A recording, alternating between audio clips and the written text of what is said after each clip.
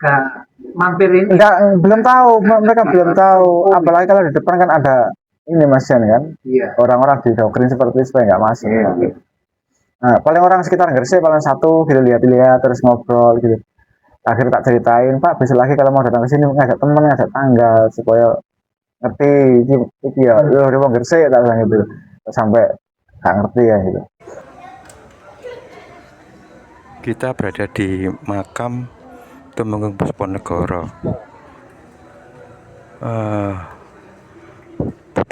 Bupati Gresik yang pertama. Rahayu Bro Kinasi. Malam ini kita sudah berada di area kompleks pemakaman Mbah Eyang Pusponegoro. Ngobrol biasa kan.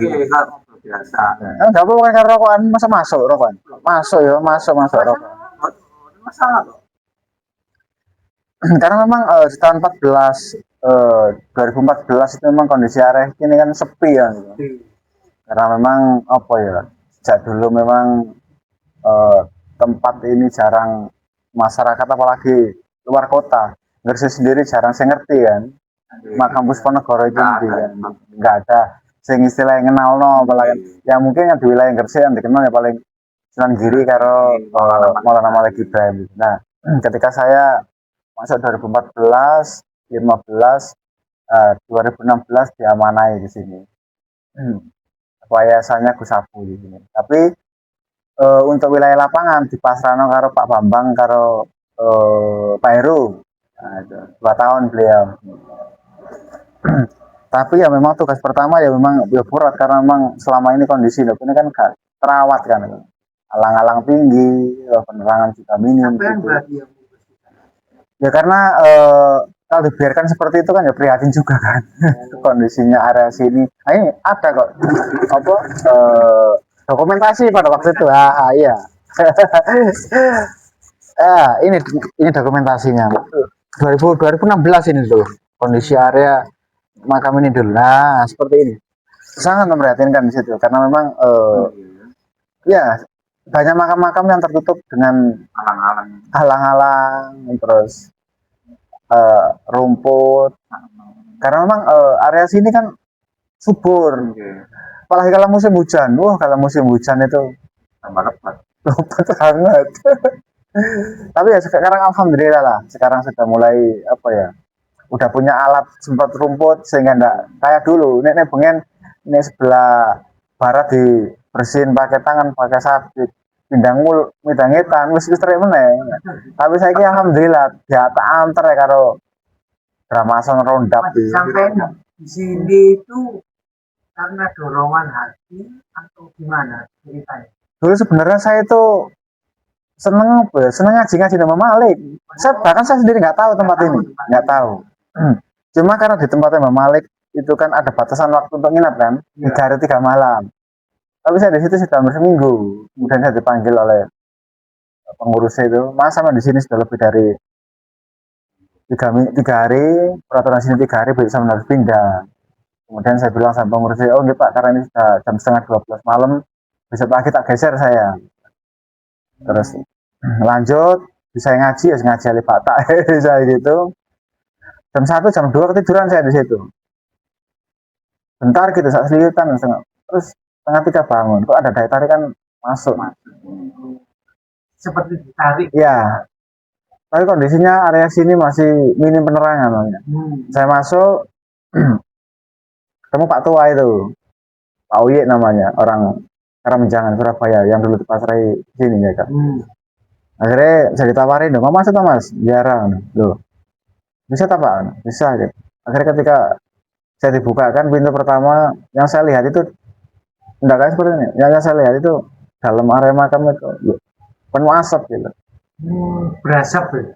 Penuh asap gitu, penuh. Kemudian saya keluar lagi, saya bilang sama Oye, mohon maaf Pak, mungkin saat ini saya nggak berani untuk masuk. Saya di luar dulu gitu. Lu ada apa? Us mati gak apa-apa Mas ini. Enggak ada apa-apa. Tapi yang saya lihat itu kan kondisinya pada waktu itu kan beda. Akhirnya saya, ya keluar gitu. Akhirnya saya nggak berani kan, masuk akhirnya keluar lagi kan. Kemudian saya minta izin itu Pak, tak nginap di pendopo aja. Akhirnya saya nginap di pendopo. Pagi hari saya lihat kondisi area makamnya prihatinkan, alang-alang tinggi gitu kan. Kemudian daripada misalnya waktu tak bersih-bersih begini gitu ya. 3 hari bersih-bersih ini ketemu dengan orang Gresik, Cak Budi itu yang kerja di Petro Kayaku itu. Melihat saya mulai esok sampai sore sampai dalu. Sama itu Mas kok rasa-rasa apa gak kesel kan. Nah kepiye Cak wong alate ya gak ono nek aku iku ya kok kulon pindah ngetan wis dukur meneh kan. Wis ngomong bisa semangat aku ya. Nah di situ akhirnya dikancani aku. Dengan Cak Budi ku sampai setahun loh gini dek kancani. Gak mulai nang omahe bedilan, ngarep itu. Bedilan, tapi kan sudah Petro Kayaku. Akhirnya ndak kono mau. Gak mulai nyok ngancani aku. Tapi mungkin dia juga diperjalankan sing kuwasa di situ. Karena pada waktu itu kondisi di sini kan nggak ada orang ziarah, terus inisiatif juga belum ada dulu itu di sini. Sehingga kebutuhan yang saya gunakan untuk bertahan hidup ya ngombe banyu gentong karo mengkudu ngono. Entek dulu badan saya guys, entek demi awak gitu. Entek. Cuma minum air sama kudu. Nek kalau lesu mangan kudu lah. Di situ mungkin awam perjalanan di situ Cak Budi di situ. Akhirnya saya di backup di situ, kebutuhan di backup. sama Cak Budi. Iya, makan rokok di backup. Dulu ngotes Gus dulu Gus. Dulu kan parkirnya kan di atas dulu kan. Nah, setiap orang peziarah naik bis berhenti di atas otomatis pelana kan udah teko bisnya rokokan. Nah, melaku teko ngarepe malah Ibrahim separuh kan dipateni. Itu tak kumpulkan dulu guys. Mereka gak mampir ini. Enggak, belum tahu, mereka belum tahu. Apalagi kalau di depan kan ada ini Mas Jan kan. Iya. Orang-orang didoktrin seperti itu supaya nggak masuk. Nah, paling orang sekitar Gresik paling satu gitu lihat-lihat terus ngobrol gitu. Akhirnya tak ceritain, Pak, besok lagi kalau mau datang ke sini ngajak teman, ngajak tangga supaya ngerti iki ya udah mau Gresik tak bilang gitu sampai nggak ngerti ya gitu.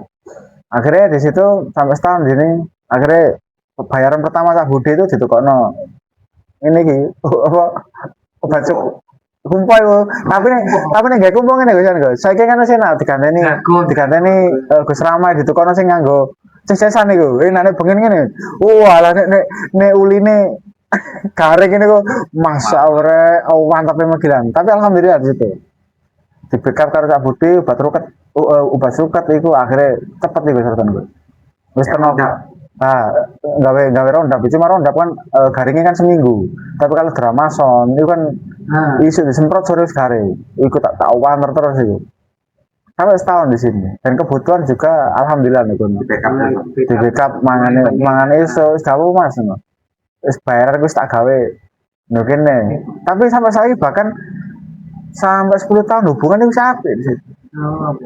Iya, Cak Mas Budi. Makanya ketika tak WA acara ini Cak, oh iya.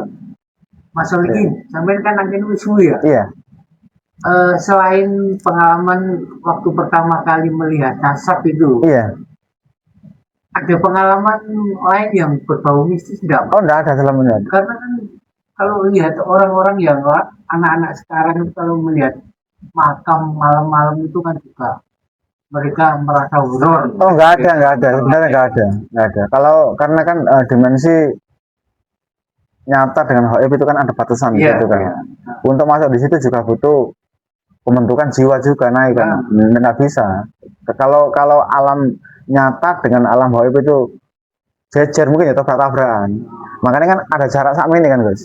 Alam yang menungsur alam ini gitu. Makanya ketika orang membentuk jiwa dengan ditekan panas munggah kan naik kan. Sehingga bisa di situ. Tapi kalau nih foto-foto ini nggak ada.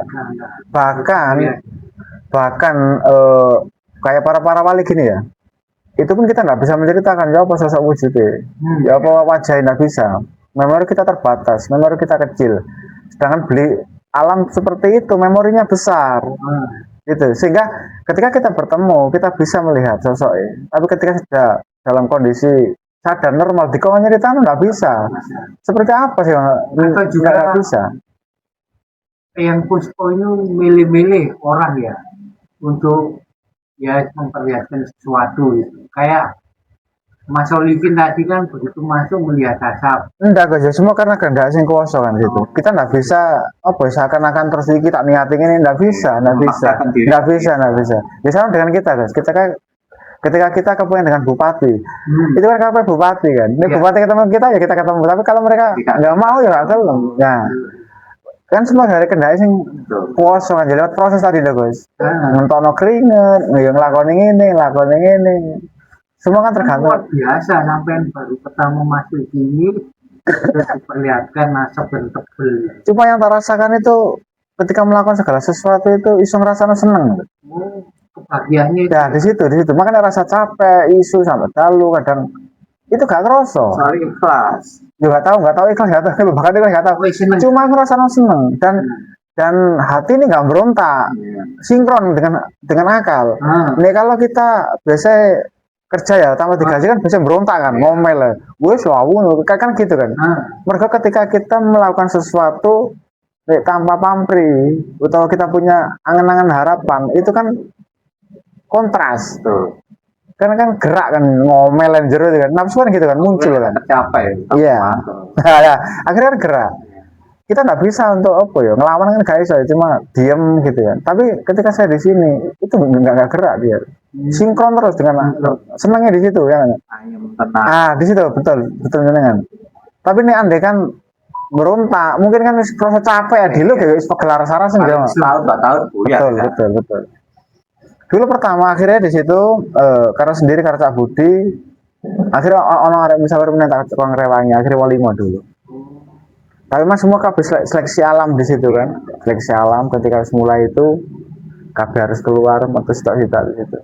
Makanya bahkan sekarang tinggal sampean sama tinggal aku tok ya sing arek-arek kali pertama ya 2000 kok kayak Pak Heru metu pisan pakai Gus metu Gus.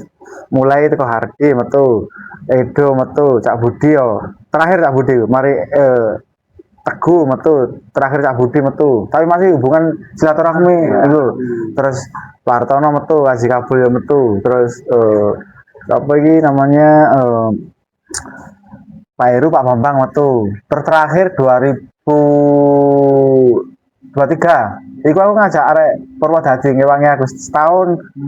Ya akale gak kontak malah. Teriak-teriak terus ya. Setahun loh, gini tak ketemu. Ya nggak tahu juga. jadi tiap hari teriak-teriak. Iya teriak-teriak. Waktu siang apa malam ya? Siang malam teriak-teriak. Ya jadi yang saya khawatirkan itu kan ketika tak kasih makan itu diorak-orak terus nggak mau makan. Akhirnya saya telepon sama Gus Abu di Lempar Nang dia Impron itu. Beliau bilang, Mas, nunggu seminggu gak iso tangan dulu, betul sakit Gus. Karena apa? Karena fisiknya nggak mau diisi gitu. Gelem nanti ini kan gitu. Ini harus medis gitu. Akhirnya mau nggak mau harus terus mulai gitu. Saya mau ngomong itu Mas. Ada identitasnya coba tak cari info lah. Dan aku pun bingung ngomong Jawa Tengah. Tak cari judulnya Mas nggak bisa. Sampai berteriak-teriak gitu. Nggak bisa cerita, nggak bisa ngomong. Nggak bisa. Wes teriak-teriak, wes mau menang ngeceng akhirnya tak antar nang ngene. Kula di Seragen itu. Purwodadi setahun ngono. Terus ana arek Lamongan Faiz iku ya setahun lho gitu. Regane saiki Pak Rohman ya setahun. Ya saiki saya pada bertahan sih. Wah, gonta-ganti. Oke. Mas, Solihin, pesan apa sing sampean kepingin sampaikan kepada masyarakat Gresik atau orang-orang yang tertarik dengan dunia spiritual ya. Bahwa di sini ada tempat yang istimewa. Iya, yang penting intinya ketika mau ziarah ke sini beliau selalu pesan di situ, pakuburan menika winastane ing asmara teka anggene amangun kom ing awahi ing Rasulullah. Segala sesuatu itu harus dasar dengan rasa senang, mahabbah di situ.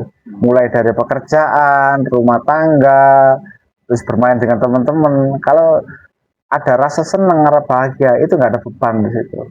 Dan di situ ada di bawahnya, di belakangnya tulisan sama dengan dia mencintai Allah dan Rasulullah gitu. Nah, jadi itu pesan beliau. Ini Bupati Gresik yang Iya, beliau salah satu adipati pertama Gresik. Pertama tahun 1688 sampai 1696 itu versinya Agus ya. Yeah. Kalau beliau menjabat 6 tahun gitu. Kemudian digantikan oleh putranya putra pertama dari si pertama namanya Joyonegoro, Selambu Hijau itu. Dan Pusponegoro juga salah satu ulama juga, beliau umara ulama, bahkan beliau salah satu mursyid tarekat Sataria. Jalur keilmuan Sunan Giri ini. Beliau mendapatkan ajaran tarekat Sataria dari Morosponya, dari Pangeran Mas Kedaton, dari istri ketiganya. Nah, yang sebelah sini, sisi sebelah sini dari istri ketiga, putranya 3, Infanteri Yudonegoro, Joyodirjo, kemudian Brotonegoro. Tapi kalau istri pertama dari sini, Joyonegoro, kemudian dengan 5 saudaranya itu. Terang-terang Giri yang dimakamkan di sini. Istri pertama, istri ketiga, ya. Jadi putri-putrinya Sunan Giri semua ya. Mungkin sudah jauh, mungkin ya sudah masuk. Cicit, tapi terah. Cicit. Iya betul. Terah. Makanya beliau mendapatkan ajaran Taureko itu kan memang jalur keluarga itu. Sataria. Iya Sataria, jalur tarekat Sataria. Karena memang ajaran tauhid itu kan di masa itu nggak bisa keluar ke masyarakat kan? Iya, ada kalangan. Iya kalangan keluarga, iya yang benar-benar sudah bisa memahami kebiasaan di lingkungannya kan gitu. Kalau dikeluarkan ke masyarakat nanti bingung karena pada masa itu masih banyak yang Hindu Buddha juga kan. Islam baru dikenalkan dengan gitu kan. Belum oh gini kan gitu. Makanya wali-wali itu cuma jalur-jalur keluarga semua gitu. Mulai dari Sunan Ampel, punya murid Sunan Giri, juga mati Sunan Giri, punya putra Sunan Derajat Sunan Bonang kan ya kan, jalur-jalur keluarga semuanya, jalur keilmuannya di situ semuanya. Iya. Jadi Mas Solikin matur nuwun atas. Oh iya, saya juga terima kasih. Semoga kita berjodoh ketemu lagi. Iya. Itu nomor jenengan gitu. Oh iya, ya karena tadi loh, karena kadang jaga dari pagi, kadang wis capek tak tinggal. Karena gini, sebenarnya dulu itu saya pengen itu kenapa ya, setiap orang ziarah itu bisa masuk dulu itu. Meskipun ada saya nggak ada saya itu kepengen saya buka gitu. Tapi kan semua orang itu kan nggak semua kan sama punya niatan baik kan gitu. Nah, ketika tak buka dulu 3 kali itu, pernah kotak-kotak dijebol gitu kan. Mau nggak mau akhirnya saya yang bertanggung jawab di situ. Kemudian sampai 3 kali itu saya dikasih peringatan sama Gus Abu, mas ini mas, ini sama tinggal sama kunci aja, gitu. Daripada nanti sama risiko, tetap sama aku di sini arek-arek keluarga nom-nom iki kan. Ini aku sih gak masalah, aku sih buka ya gak tahu ana duitnya. Tapi kan arek-arek nom kan kadang ya ngono ku mau wis egone dur kan. Wis mending gini mas, ini sama kesel, sama kunci aja nanti barangkali ana wong iku sama tinggalin nomor telepon kono. Berarti kalau ada tamu kondisi pintu tertutup, iya bisa hubungi nomor ini ya. Iya di situ kali di situ. Tugas itu namanya Pak Solikin. Soalnya kan jenenge manusia juga ada batas ya gitu kan. Capek rasa itu. Meskipun dipaksakan bisa, tapi nggak maksimal, Kadang-kadang nanti ketika sudah capek terus dihadapkan dengan sesuatu sih nggak sesuai dengan itu, akhirnya malah ego lah di situ. Akhirnya ini nggak tambah baik malah nah di situ tadi lah. Sehingga ketika sudah capek, wah istirahat bisa lah. Dohir butuh diistirahatkan. Nanti busak jam borong jam nih sihat meneng. Jong santai rokokan gitu malah di situ lah. Iya sama-sama. Saya juga terima kasih ya. Sama doa di doa. Nanti barangkali ada waktu nanti tanggal 19 bulan 7 itu ada acara haul di sini. Monggo. Barangkali nanti jenengan mendokumentasi malah bulan 7 tanggal 19 mungkin depan. Iya, 22 hari lagi kalau nggak salah. Iya, 22 hari. Bulan depan, masuk bulan Juli. Ya, Juli. Monggo nanti sama teman-teman ngumpul silaturahmi dengan keluarga ini.